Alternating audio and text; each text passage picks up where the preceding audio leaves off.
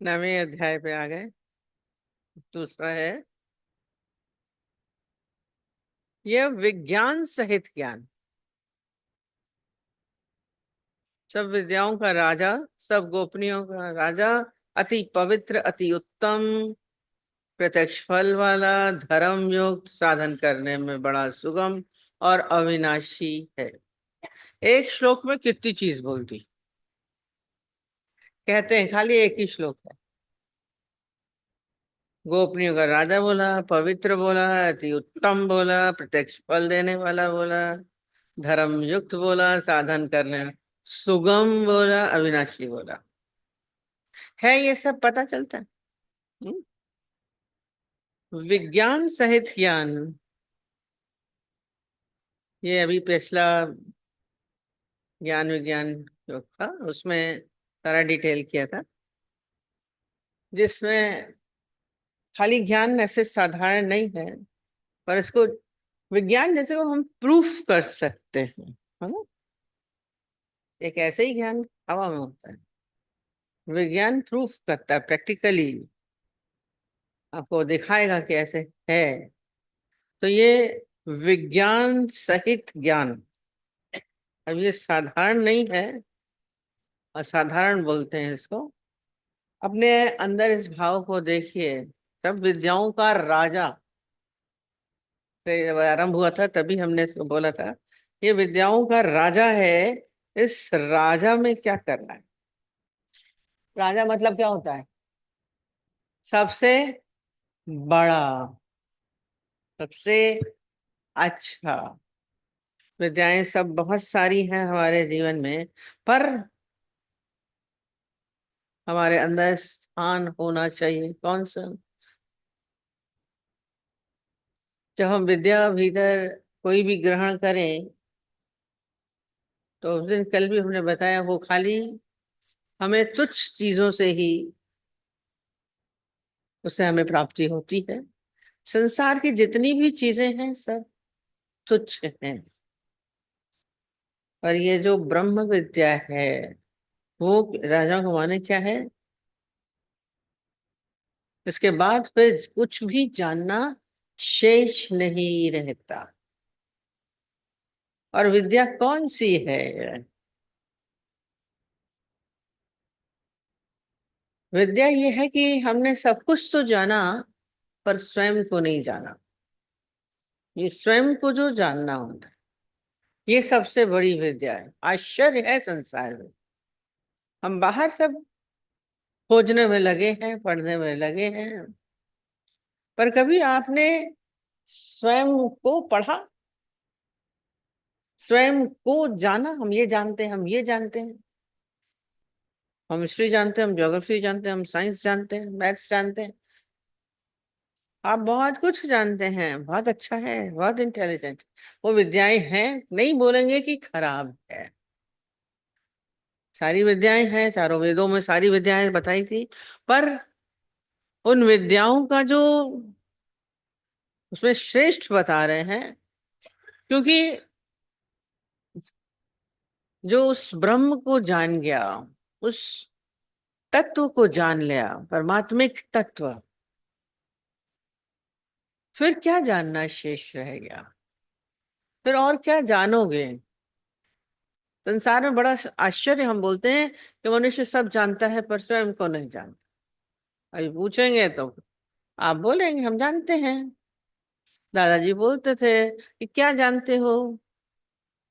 सब बोलते हैं हम स्वयं सो, नाम अपना बोलेंगे, आप यही बताते हो, मैं स्त्री हूं, मैं पुरुष हूँ। फिर जो आपका पद होगा वो बताएंगे, माँ है, पति है, पत्नी है, और वास्तव में आप कौन से हैं? अपने आप को जानना, इसीलिए कहते हैं ये श्रेष्ठतम ज्ञान है। दो बातें हैं, श्रेष्ठतम है और रहस्यमयी है। बुझारत बोला था, रहस्य बोला ना, गोपनीय विद्या मैं बता रहा हूं। ये रहस्य क्योंकि छुपा हुआ है तो, पर छिपा हुआ है। इसको हारना, ये गुरु जो हमारे जीवन में आता है, तभी हम उस विद्या से परिचित हो पाते हैं। हर चीज के लिए टीचर है, हर विद्याओं के लिए टीचर है। कुछ भी सीखिए, पढ़ाई का सीखते हैं तो टीचर है, स्विमिंग सीखिए तो टीचर है, घुड़सवारी सीखिए तो टीचर है। हर चीज में आपको चाहिए होता है कोई टीचर। ये ब्रह्म विद्या है, ये आध्यात्मिक गुरु, जिसने इसको जाना। विद्या कौन होता है? जो जो पहले जानता है वो आपको जनाता है। स्विमिंग जानेगा तब आपको स्विमिंग सिखाएगा। आपके अंदर ये जो भी विद्या है पहले आपको पता होनी चाहिए। हमारा ज्ञान, जो जानता है वही जना सकता है, हम बोलते हैं। तो ये श्रेष्ठतम ज्ञान है और ये राज विद्या है, इसलिए राजयोग बोलते हैं, राज विद्या।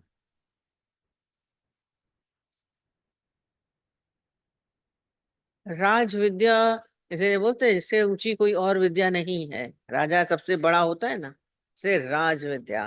राजयोग भी बोलते हैं। एक तो राजयोग इसलिए बोलते हैं कि आप संसार का कुछ भी जानेंगे तो फिर कुछ और जानना, फिर कुछ और जानना, इतना पढ़ाई करते चले चले, गहरा गहरा चलता ही चला जाता। एक साइंस के कितने उसमें वो हो गए, एक शरीर को समझने के लिए कितने विद्याएं आप पढ़ते चले जाते हैं। हार्ट की अलग हो गई, अब तो बहुत ज्यादा। कई डॉक्टर के पास जाओ, पहले तो एक नस पकड़ के नाड़ी देख करके वैद्य बताता था। अब चले जाइए तो आई स्पेशलिस्ट अलग है, हार्ट स्पेशलिस्ट अलग है, लिवर का अलग है, गैस्ट्रो अलग है, हर चीज के अलग। और गहरा गहरा होता चला जा रहा है, पर तब भी खत्म नहीं होता है। पूछिए, आपको सब कुछ जानते हैं? कहते नहीं, नहीं जानते हैं। मैथ्स में पूछिए तो बोलेंगे हम पूरा जानते हैं। नहीं, सारी विद्याएं अधूरी हैं। एक खाली विद्या कौन सी है? ये क्या ब्रह्म की विद्या। ये क्या है? इसके बाद कुछ फिर शेष नहीं रहेगा आपको जानने का। इसीलिए ये श्रेष्ठतम विद्या बोली गई। श्रेष्ठतम, इसको जानने के बाद फिर कुछ शेष नहीं रहेगा। सारी विद्याओं में कुछ ना कुछ शेष रह जाता है। हम बोलेंगे, हम कह सकते हैं कि हमें पूरा पता है, पूरा ज्ञान है, नहीं। पर गुरु बोलेगा वो आपको मिल गया, जान लिया, जो जान लिया, कुछ जानना शेष नहीं है। ये ऐसी विद्या है, हमारे अंदर ये एहसास होने लगेगा कि हमारे अंदर पूर्णता हो गई, भीतर वाला स्टॉप हो जाता है। नहीं तो ये जानने की भी एक कुलबुली मचती रहती है। बोला होते ये जान ले, अब जान ले, अब ये पढ़ ले, अब ये शास्त्र पढ़ ले, ये वेद पढ़ ले, ये कर ले, इसमें भी पढ़े रहते हैं। पर दादाजी ने बोला अब हमने जो जानना था सो जान लिया, उसके बाद कुछ भी जानना शेष नहीं है। और उसके बाद बोल रहे हैं, विद्याओं का राजा तथा गोपनीय राजा बोला, रहस्य है, ढका हुआ है। पर गुरु हमें इस रहस्य से पर्दा हटा देता है। जैसे हीरा पड़ा है, ढका हुआ पड़ा है, हम बोलते हैं आपको पता ही नहीं हीरा है, पर कोई आके उस कपड़े को हटा दो, पर्दे को हटा दो, तो हीरा चमकने लगता है। तो ये है तो गोपनीय। अभी कृष्ण बोल रहे ना, मैं गोपनीय रहस्य तुमसे कहूंगा। और कल भी उसमें बोला, कब देंगे? जब आपके अंदर पात्रता होगी तब देते, बिना पात्रता के नहीं देते। इसलिए बोला है कि गोपनीय को राजा अति पवित्र है। हमारे अंदर क्या हो? कल कल बोला, अंतःकरण शुद्ध होना चाहिए, हमारे भीतर और कुछ नहीं हो, तब पवित्रता है। राग द्वेष तेरा मेरा, इच्छाएं कामनाएं हमारे भीतर भरी हुई हैं। आप झांकिए अपने भीतर, आपका हृदय खाली है? आपके अंतःकरण में तो पूरा संसार भरा पड़ा है। पर वो कहते हैं ना, जैसे आप भारी की चीज डालिए तो वो क्या हो जाती है। आप लोहा है बड़ा भारी, और एक पानी के ग्लास में ऊपर बहुत तिनके तिनके पड़े हैं, ग्लास पूरा भरा हुआ है, पर उस पानी के ग्लास में आप वो लोहे का टुकड़ा डालिए, वो इतना भारी, वो क्या होगा? ऊपर के तिनके अपने आप निकल जाएंगे, निकालने नहीं पड़ेंगे, जाते ही वो छलक के बाहर आ जाता है, पवित्र हो जाता है। तो ये जब ज्ञान हमारे भीतर जाना अरस परस है, एक पवित्र होता है तो ज्ञान जाता है। और यदि आपके भीतर ये जानकारी आ गई, ज्ञान हो गया, समझ आ गई, तो आपका हृदय स्वतः ही शुद्ध हो जाता है। फिर मन कहीं जाएगा नहीं, विकार आपको घेर नहीं पाएंगे। आप सोचेंगे कि चले जाएं, संसार में अब आपको मजा नहीं आएगा। जो आपके भीतर अंदर हलचल रहती है संसार की, माया की, वो भरा हुआ है, सब अपने आप आपको व्यर्थ लगेगा। व्यर्थ अपने आप निकल जाता। पवित्र माने क्या होता है? साफ सुथरा। अपवित्रता आपके भीतर से गायब हो जाएगी। आप खुद देखेंगे, इस मार्ग में जब हम चलते हैं, हम चाह करके भी हम गलत कर सकते हैं, खराब कर पाते हैं? नहीं। भीतर वाला अपने आप, हम बोलेंगे, हम तो बोलते हैं कितना बोलो, मर्डर करो, आप कर पाएंगे? झूठ बोलो, हमसे झूठ नहीं बोला जाता है। आपके विकार, इच्छाएं आपकी स्वतः ही तिरोहित हो गई, गायब हो गई। पहले भागती थी कहीं ना कहीं, मन जाता था, विकारग्रस्त होता था। धीरे धीरे ये स्थिति, पर ये ज्ञान को भीतर जाने दीजिए, ये विद्या हमारे भीतर आनी चाहिए। इस विद्या को गुरु के सामने आकर के हम कहते हैं, बैठ करके, कैसे हो? कह रहे हैं तो सुगम, पर क्या है? इसके लिए हमें सुनना, जानना। इसीलिए बोलते हैं श्रवण की महिमा कही गई है। हम जितना इसको ज्यादा सुनेंगे, अपने आप आपके भीतर जाएगा, आपको ज्ञान लगाने की आवश्यकता नहीं। इसलिए श्रवण मनन निध्यासन बोला है, सबसे पहली सीढ़ी है। कहते इसको बैठ करके सुनिए।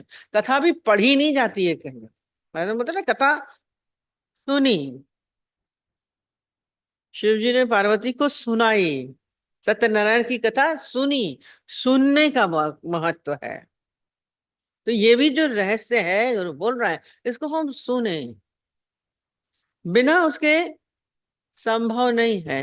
ये बोल रहे हैं अति पवित्र, अति साधन करने में बड़ी सुगम है। सुगम है उसके लिए जो इसके लिए प्रयत्न करता रहता है। सुगम होगी जो अभ्यास करता है। सरल बोल के बोले थे, सरल है पर हमें हो क्यों नहीं रहा है, ज्ञान हो नहीं रहा है। ये अंतिम परिणति बता रहे हैं। आप यदि निचले स्तर पे बैठे हैं, ऊपर जाना है तो आपको क्या है, सीढ़ी चढ़नी पड़ेगी। सीढ़ी सीढ़ी, सीढ़ी दर सीढ़ी, सीढ़ी दर सीढ़ी, एक सीढ़ी फिर दूसरी सीढ़ी फिर तीसरी सीढ़ी, तब आप ऊपर पहुंचेंगे। पर लास्ट वाली सीढ़ी चढ़ने के लिए आपको क्या प्रयत्न करना पड़ा? कुछ नहीं। ये जो कह रहे हैं ना, अति सुगम धर्मयुग, साधन करने में बड़ा सुगम। पर इसके लिए पहले सारा साधन करना पड़ेगा। अंतिम कह रहे हैं सुगम है। अभी भी अर्जुन को पूरा 8वें अध्याय तक तैयार करते रहे, अभ्यास था उनका। ऐसे नहीं है खेल खेल खेल में मिल गया। बोलते हैं हंसंदिया खेलंदिया खावंदिया बचा हुए मुक्त, पर बिना अभ्यास के संभव नहीं है। हम रोज बोलते हैं बिन कमाई नाने काम हो गए, साधन जड़ होकर, ऐसा नहीं होगा। हम कुछ करें नहीं और हम साधु बन जाएंगे, ये इतनी उत्तम विद्या हम पा लेंगे? आनंद आता नहीं है, शांति होती नहीं है, उलझन तो होती रहती है, चिंताएं तो आती हैं, पीड़ा तो होती है, मोह तो होता है। आप अभ्यास क्या कर रहे हैं? सारे विकार आपको सारा समय घेरते रहेंगे मक्खी मच्छर की तरह। आपने निकलने का अभ्यास किया, इस भीतर इसको आपने ग्रहण किया। सुनना भी खाली कान से सुनना नहीं बोल रहे हैं, हृदय से सुनना हम बोलते हैं। हृदय से हम भीतर ग्रहण कर सकें। गुरु का पूरा बना, ऐसे नहीं बने। कान से सुनना तो बहुत सरल है, बैठे बैठे हाँ जी करते रहते। भीड़ लोग कथाएं चलती हैं, हम देखते हैं टीवी में, कितनी भीड़ है। पर क्या हृदय से उन्होंने भीतर ग्रहण किया? ये सुनना सरल। इसके लिए आप सुनेंगे तो आपका अभ्यास चलेगा। क्या मेरी स्थिति ऐसी है? मैं हलचल में क्यों हूं, मैं उलझन में क्यों? अपने साथ हर समय इसको लगाते रहना, ये अभ्यास विद्या का अभ्यास है। जैसे उस दिन भी बताया, जो पानी है वो उबलता है। हम्म, भाप बनने के लिए तो बोला खाली 1 डिग्री पे बन गया, 99 पे हुआ, भाप बनेगा उसमें 100 पे जाके। उससे पहले 99 तक तो भाप नहीं बनेगा। पर उस 99 तक आने के लिए उसको क्या करना पड़ता है? आग पे रखते हैं, उबालते हैं, उबलता रहता है, उबलता रहता है, उबलता रहता है, जब तक वो 99 तक पहुंचे। बाद में वो सुगम है, एक छलांग है। कुछ टेरेस पे गए, एक सीढ़ी बची, कूदे, पहुंच गए। पर सीढ़ी चढ़ी, ये 99 के बाद 1 डिग्री में बनने में कोई दिक्कत नहीं, बोले सुगम है उसके लिए, जिसने अभ्यास किया। आपने अभ्यास नहीं किया तो संभव नहीं है। ये विद्या सरल भी है, कठिन भी है। विद्याओं का राजा है, साधारण नहीं है। और विद्याओं को पढ़ने के लिए कितने वर्ष लगाते हैं। और इस विद्या के लिए आप क्या करते हैं? आनंद चाहते हैं, शांति चाहते हैं, रिजल्ट चाहते हैं, बहुत अच्छा है इसका रिजल्ट, बोल रहे हैं क्या है, बड़ा सुगम और अविनाशी है, आनंददायक है, रिजल्ट बहुत अच्छा है, और अविनाशी भी है, सब कुछ है, अति उत्तम, प्रत्यक्ष फल देने वाला है। यदि आपने इस ज्ञान को जीवन में लगाया, आपको उसी वक्त आनंद की अनुभूति होगी। ये नहीं कि बाद में, प्रत्यक्ष फल माने अभी का अभी, बाद में नहीं है। और ये बोलते हैं इसका फल कभी व्यर्थ भी नहीं जाता, अविनाशी बोला। अविनाशी का मतलब क्या होता है? अविनाशी मीन्स जो नाश नहीं होता। जैसे आपने इस मार्ग में काम, अभ्यास किया, इसके लिए कितनी बार बात चलती है। हम बोलेंगे हमारा, हमने जो अभी काम किया, अभी हम बीच में मर गए हैं, या हमने, या कभी कभी हमारी मनोवृत्तियां क्या हो जाती, फिर संसारिक हो जाती हैं। ज्ञान में हम आते हैं, सत्संग बहुत अच्छा लगा, गुरु बहुत अच्छा लगा, गुरु का संग किया। कई लोग बोलते हैं इतना संग करने के बाद फिर ये लोग चले गए। अब क्या हुआ, फायदा क्या हुआ, इतना सारा आपने भी मेहनत करी, गुरु जी से बोलते थे। पर इस अविनाशी का अर्थ क्या है? जिसने जितना भी किया, थोड़ा इस वक्त किया, ज्यादा किया, जितना, उसका फल कभी नष्ट नहीं होगा, आपको मिलेगा। जैसे हम यात्रा पूरी वहां तक कर चुके हैं, तो वो यात्रा व्यर्थ नहीं जाएगी। अब उसके बाद आप इधर उधर घूमने चले गए, फिर आएंगे तो फिर वहीं से शुरू करेंगे। चाहे इससे पहले चला था कि बाई चांस मर भी जाते हैं बीच में, इस मार्ग में चलते चलते बीच में रुक गए, तो हमारा पिछले वाला कर्म जितना भी हमने इस मार्ग में हम चले, वो व्यर्थ हो जाएगा। व्यर्थ नहीं जाता है, फल इसका मिलेगा। जैसे बुरे कर्म का फल हमको मिलता है, ऐसे ही अच्छे कर्म का फल भी मिलता है। बुरा कर्म आपने, भले आप बहुत अच्छे हैं, संत हैं, महात्मा हैं, बड़े हैं, जानकार हैं, पर यदि आपसे कुछ, कोई कल उस दिन पूछ रहा था, बाय चांस आपसे कुछ गलत होता है, जाने अनजाने, फल आपको मिलेगा। अविनाशी है माने फल, चाहे अच्छा है चाहे बुरा है, अविनाशी, फल मिलता जरूर है। एक दृष्टांत था कि एक यात्री था, उसके पीछे, उसके पास धन बहुत था, धनवान था, वो पैसे लेके चल रहा था, कुछ बिजनेस आया था, उसके पास बहुत सारा पैसा था, सब कुछ था, तो वो लेके चल रहा था। अचानक ही उसके पीछे चोर लग गए, चोर उसके पीछे लग गए, बदमाश, और उसके पीछे पीछे दौड़े आए, तो दौड़ता जाए, बेचारा हाफ गया, कुछ समझ नहीं रहा था। तो सामने उसको एक संत की कुटिया मिली, दिखी, वो दौड़ता भागता, कुटिया तो दरवाजा होता नहीं, घुस गया, और उसके पास वक्त तो था नहीं, वो पीछे जाके कुटिया में छिप गया। जब छुप गया, अब वो जो बदमाश थे वो उसके पीछे पीछे आए, कहे वो गया तो इस कुटिया में है, तो जा करके उससे पूछा कि वो कोई यहाँ पे यात्री आया आपके पास क्या, बस सामान था। और क्योंकि वो संत था तो वो बोला मैं को तो सच बोलना है, संत लोग तो झूठ बोलते नहीं है। उसने क्या किया बता दिया कि वो पीछे छुपा हुआ है। और जब पीछे बोला छुपा हुआ है तो उसने क्या किया, वो लोग गए, सारा उसका धन पदार्थ सब ले लिए और उसको मार दिया। अब बताइए क्या होगा? आपके अनुसार क्या होना चाहिए? हाँ? बोला चाहे कैसा, बोला सच है, पर जो वो मारा गया, उस मर्डर का, उस चोरी ठगी का फल उसको भी मिलेगा, विनाशी फल। उस बरी नहीं होंगे आप, बताने वाला को भी फल मिलता है। एक और भी ऐसी कहानी आता है दृष्टांत शास्त्रों में, कि एक साधु बेचारा बैठा था, वहीं से एक गाय भागी भागी जा रही थी, पीछे उसके कसाई भी भागे जा रहे थे।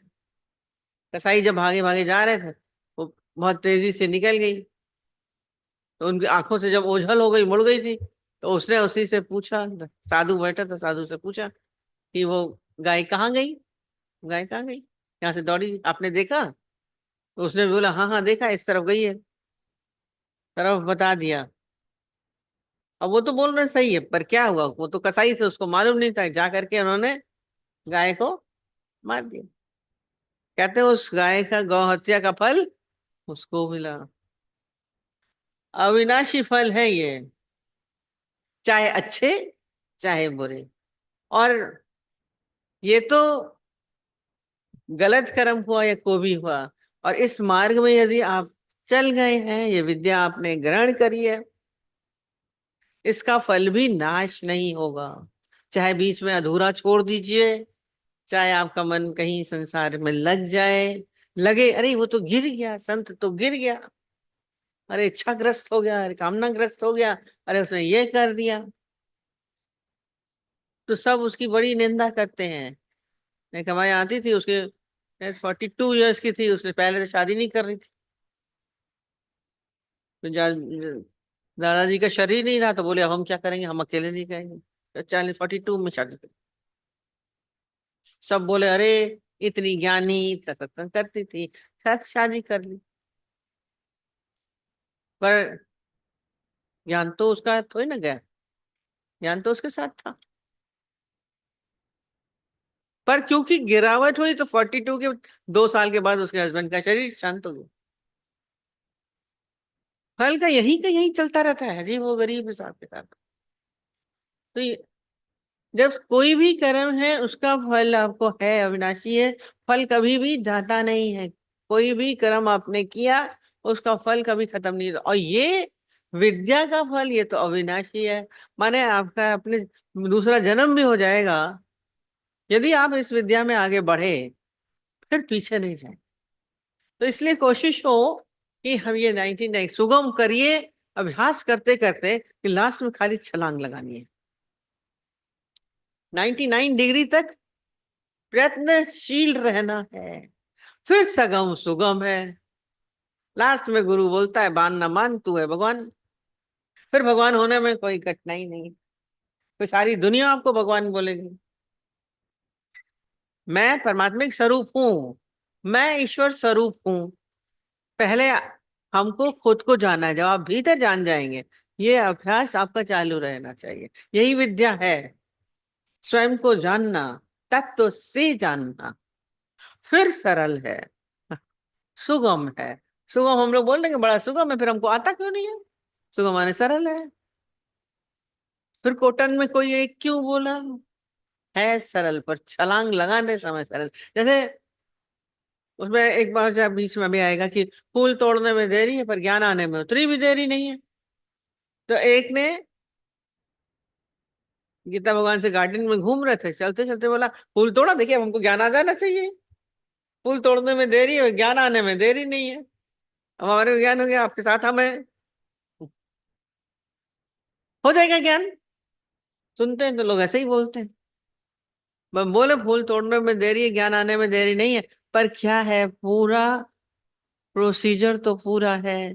पहले बीज डाला जाता है भूमि में, फिर उसमें क्या करते हैं, खाद डालते हैं, पानी डालते हैं, फिर उसकी देखभाल करते हैं, फिर इतना सा पौधा निकलता है, फिर पत्तियां निकलती हैं, फिर वो बड़ा होता है, उतनी देर तक देखभाल करनी होती है, फिर उसकी कली बनती है, उसके बाद फूल आता है। ऐसे ही फूल आ गया, ऐसे ही फूल आ गया? नहीं, प्रोसीजर पूरा है। ये सुगम है बनते समय, जब उस स्थिति में आ जाएगा। सुगमता में आप लोग बड़े बोलते बड़ा सरल है ज्ञान। हाँ, सरल है, फूल तोड़ने में देरी नहीं है, पर हमें तैयार करना है। जैसे मक्खन निकालना है, बहुत सरल है, जब निकल आया यूं करके निकाल दो। पर पहले पूरा कितना करना पड़ता है, दूध उबालो, गर्म करो, फिर ठंडा करो, जामन डालो, फिर उसमें रखे रहो, देखो। ये स्थिरता चाहिए इसके लिए। अगर उसको हिलाते रहोगे, बार बार देखे। एक ने बोला हमारी दही जमी नहीं। हमने हमने कहते सीखी थी तुमने, जैसे आपने बताई थी ना, हमने उसको बताई कैसे जमाते। जैसे जमाते वैसे जमी नहीं। मैंने कहा क्या किया, जैसे जैसे आपने बोला था बिल्कुल वैसे ही किया था। बोले फिर कैसे नहीं जमी? कहती मैं थोड़ी आधे घंटे बाद जाके दिखाती थी, जमी कि नहीं जमी, जमी कि नहीं जमी। जमी। उसको इतना हिला दिया, बेचारी दही जमी नहीं। तो इस ज्ञान के लिए भी स्थिरता भी चाहिए आपके मन में। हमें हो नहीं रहा है, हो रहा है, उलझिएगा नहीं कि ज्ञान आ नहीं रहा है, अरे अभी तो बनेगी नहीं। कब स्थिति जो इस मार्ग में चलते हैं उनके अंदर कभी, अभी तो आप लोग बड़ी शांति से बैठे, ये उलझन होनी भी चाहिए थोड़ी तो, कब हो, तब आप थोड़ी दौड़ लगाएंगे, फिर सुगम हो जाएगा। जब हो जाएगा, दही जम गई। फिर दही के लिए, मक्खन निकालने के लिए फिर दही जमाओ, फिर उसको पिलो पिलो। ये मंथन है, ये विचारों का मंथन चलना चाहिए। उस दिन बोला ऐसे नहीं निकलता है मक्खन। कितना मिलोते हैं, फिर उसको मिलोते, फिर छाछ अलग होती, फिर मक्खन अलग होता। छाछ पिए संसार, फिर छाछ क्या है, संसार, माया, और वो तत्व होता है परमात्मा। पर इतना प्रोसीजर पूरा आपको करना है, फिर सुगम है मक्खन खाए, फिर कोई दिक्कत नहीं है। उसमें तो दांत भी नीचे ना लगाना पड़ेगा, गए अंदर, तो भीतर ऐसे ही सुगमता से चला जाता है। पर अभ्यास होना चाहिए, श्रवण होना चाहिए हमारे भीतर। जब तक ये स्थिति नहीं आएगी तब तक हलचल है।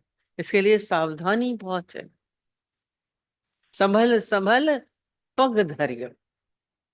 हम सोचे कि अभी हम हो गए इस मार्ग में, परहेज सब बता रहे, शास्त्रों में भी लिखा है। बोलते भले हैं हंसंदिया खेलंदिया खावंदिया विचार वही मुक्त, बोलते हैं हंसते खेलते, ऐसे लगता है कि हंसते बोलते हैं, पर भीतर से पूरा तप है। हमारे यहाँ दादाजी ने इसलिए कोई परिवर्तन नहीं कराया, वस्त्र परिवर्तन नहीं, खाना ये खाओ या नहीं खाओ, कर जाओ नहीं जाओ, पर आपके भीतर ऐसा तप हो कि कहीं फिर मन जाए ना, ये स्थिति चित्त स्थिर हो जाए, शांत हो जाएगा, फिर इसमें आनंद की अवस्था आ जाती है। सुखद है बोला, बहुत अच्छा है, कितना है। कहते हैं, कल भी बताया ना ऐसे, बुद्ध के जब चलते थे तो कांटे सो जाते थे। तो माने क्या, आपके जीवन में सुखद है, सुखी सुख होगा, कांटे लगेंगे ही नहीं, सोच जाएंगे, फूल ही फूल बिखर गए जब इस मार्ग में, इसलिए सुखद है, बहुत आनंद में रहता है। जिसको ये बोध हो जाता है, उसके ज्ञानी के घर सदा आनंद, सुखद होगा ना, सुखद अनुभूति। ये नहीं कि हम एसी में बैठे हैं तो सुखद हैं, धूप में चल रहे हैं तो जल रहे हैं। आप हर समय उस अवस्था में होंगे, कैसी भी परिस्थिति आए, कैसी भी हालत हो, कैसी भी उलझन हो, हमारा चित्त डोलायमान नहीं होता। अपने आप को इस प्रोसीजर को करने में लग जाइए, जुट जाइए, फल जरूर मिलेगा, व्यर्थ नहीं जाएगा। जितना भी इस मार्ग में आप प्रयत्न करेंगे, जितना भी आप आगे आए हैं, ये अपनी स्थिति आपको देखनी है खुद, बाकी कोई कठिनाई नहीं, कहीं पे भी रहिए। ठीक, सारी चीजें हो गई। गोपनीय का राजा, अति पवित्र, अति उत्तम, प्रत्यक्ष फल देने वाला, धर्म युक्त।